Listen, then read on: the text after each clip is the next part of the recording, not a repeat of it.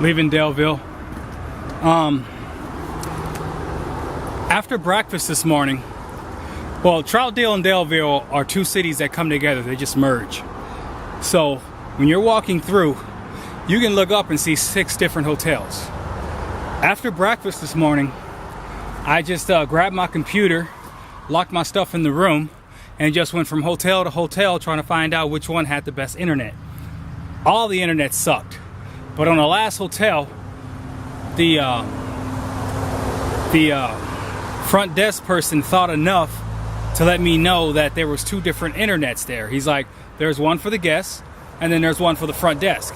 When I'm on my phone, I use the one for the front desk. And then he gave me the internet for the front desk. So instead of, taking 1,000 minutes to upload a video, it took 11 minutes. So it was like perfect. So I just sat there and I literally uploaded 6 videos. So that was cool. Saved the day. It's 11 o'clock right now. I'm gonna do maybe 10 miles out to the next shelter. I haven't done my homework, so I can't really tell you what lies ahead as far as what's notable. But I'll keep, if it's something worth seeing, I'll let you see it out here.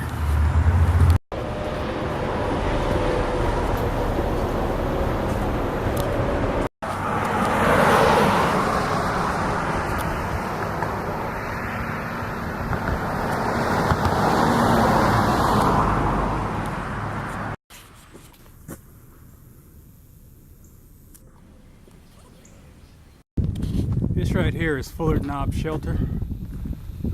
This is like 4 miles from town. I only came up here to have a word with the necessary. I'm still good for at least 10 today.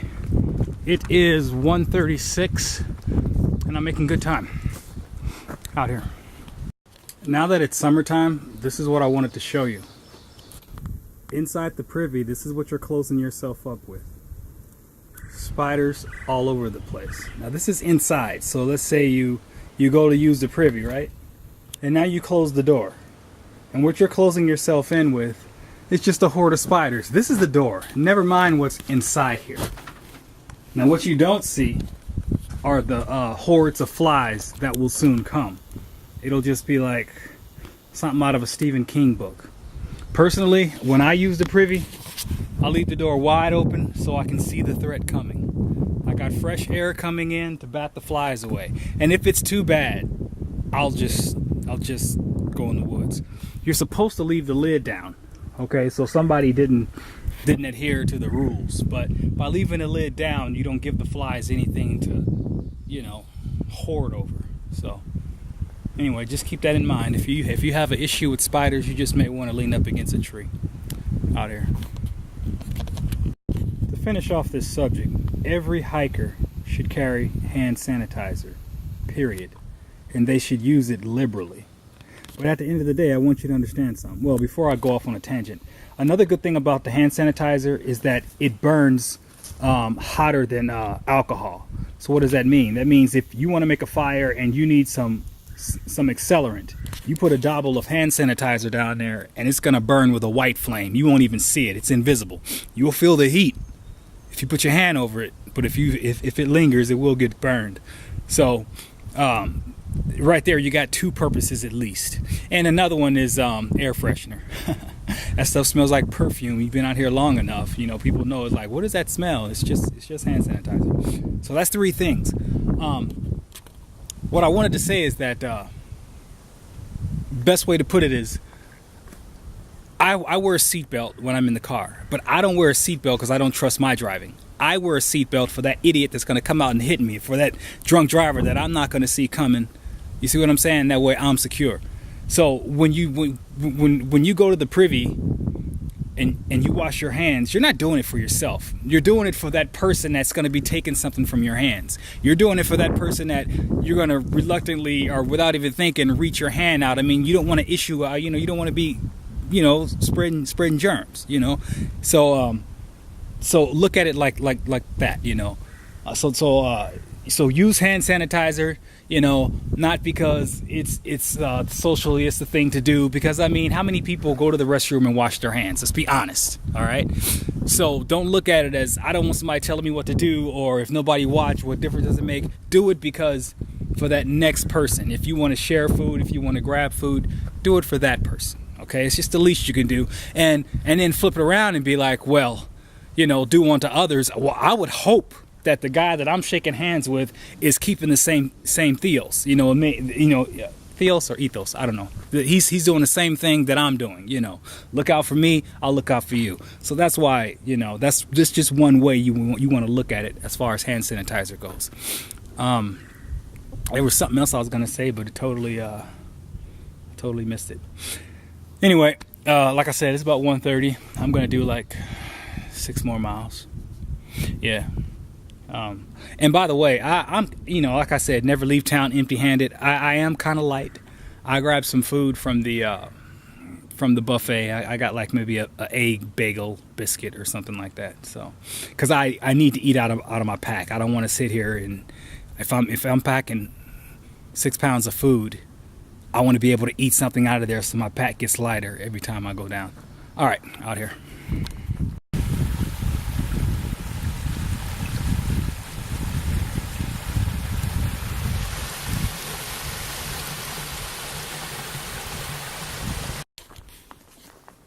This is the shelter.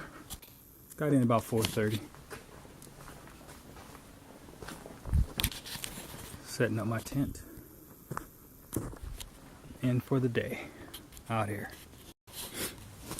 And judging from the poor state of affairs that my tent is in, I guess it does bears mentioning something that I should have said earlier.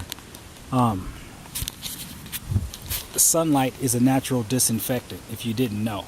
So basically, if you're through hiking and you're carrying a tent, no matter what you're carrying, it, you know, if it can absorb moisture, you want to set your tent up at least twice a week to let the sun do its job, dry out the mold, you know, get rid of the bacteria or anything like that. Otherwise, your tent's gonna look like something that just fell out of a Peachtree dish. I got so much mold on it right now. I mean, I can clean it up and stuff, but I should have remembered. But you know, that's just me being lazy. Shouldn't be a problem going forward, but keep that in the forefront of your mind. You know, you always want to at least set your tent up twice a week, in direct sunlight, of course, so these things can work themselves out here.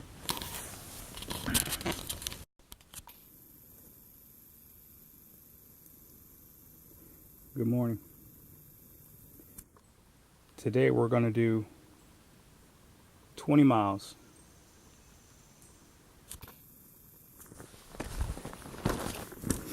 Yeah, today we're going to do 20 miles. 7 o'clock right now. I'm in Blue Ridge Mountain territory. It's very, very pretty. You're going to see a whole lot of cresting hills, windy roads.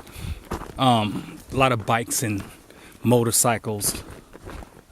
People, they love the Blue Ridge Parkway. So the terrain is kind of soft. It's docile. It's manageable. I mean, this shouldn't be a big deal doing a 20 today. I figure I'll get in about 3 o'clock, and I'll keep you posted as we go out here. Slack packing, by definition, is when you dump everything in your pack except water in a predetermined location or with someone, and then you hike to that location and that person will meet you with the rest of your gear. So instead of hiking with, say, 30 pounds, you're only hiking with, say, 10. And while I have done slack packing in the past, and actually I recommend it, I mean, it's awesome. I won't be slack packing this year because I'm not going to leave my computer with anyone. And the computer is heavy enough, whereas it just won't make a difference. It's like, if I slack pack, I'll still have about 20 pounds. So 20 pounds versus what? 30? 35? It doesn't make sense. So I'm not going to pay to slack pack and still have weight on my back. My theory's always been, if you've been hiking with this weight for 3 months or 1,000 miles, does it really make a difference?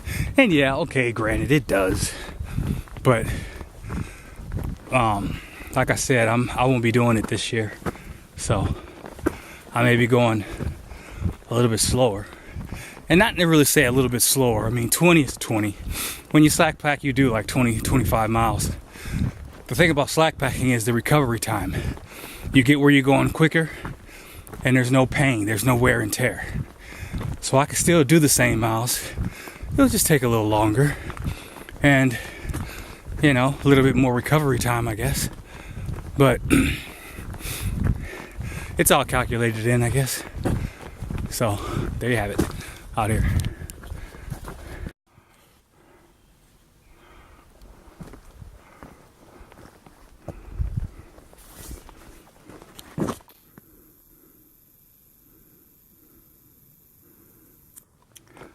The rhododendrons are in bloom.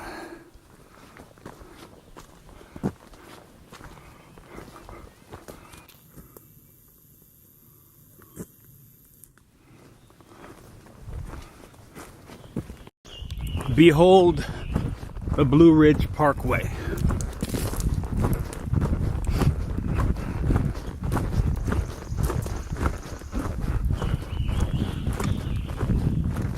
This will be the first of many crossings. Like I said, you see a lot of 10 speeds. You see a lot of motorcycles and such. If you come through here, it's like a little pull off where the cars can like pull to the side, and you can just see over the Blue Ridge Mountains. Right now it's kind of foggy, still somewhat early.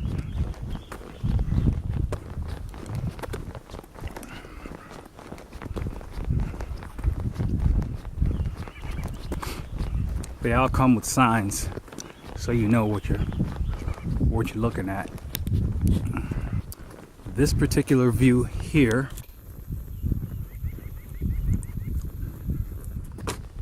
is that. You cross over and then you go right back in the woods out here.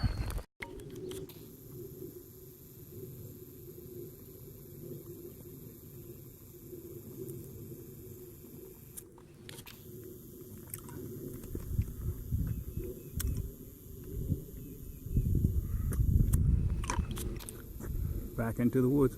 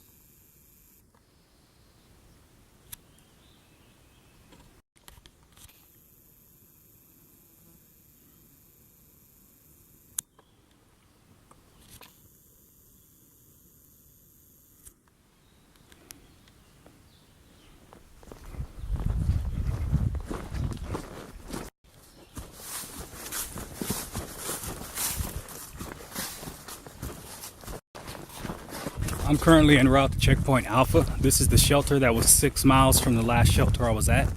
I passed a southbound hiker that told me there was a lady in the shelter giving away trail magic. This shelter is 0.2 miles off the trail. Normally I would have just blown on pie, so off of her information that she just gave me about 8 minutes ago, I'm gonna go ahead and go off 0.2 miles down to the shelter and see what's up. I'll let you know when I get there. Old shelter. Hey, I've been trying to catch up with everybody. I'll bet you. If I can get it, if I get set up with that, it's my issue. I'll just catch everybody off.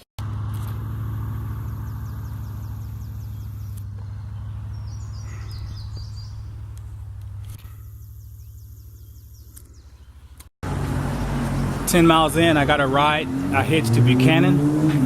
I'm at Burger King right now. I'm gonna grab some burgers and then go back up out here. I'm back in the woods. I got my Burger King. It's 12:14. I got 10 more miles to go for a 20-mile day.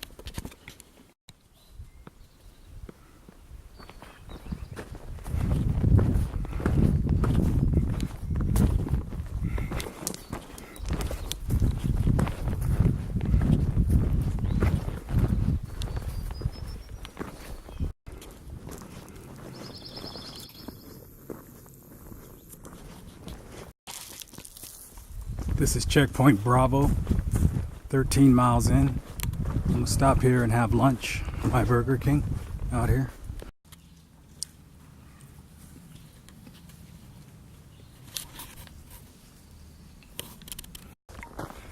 All right, 7 more miles to 20. If I'm not mistaken, this shelter's a nice one. It's sitting right in front of a big creek where everybody likes to go swimming and stuff like that. So it's gonna be nice. And I still got a Whopper left. So I'll still be eating good tonight for dinner out here.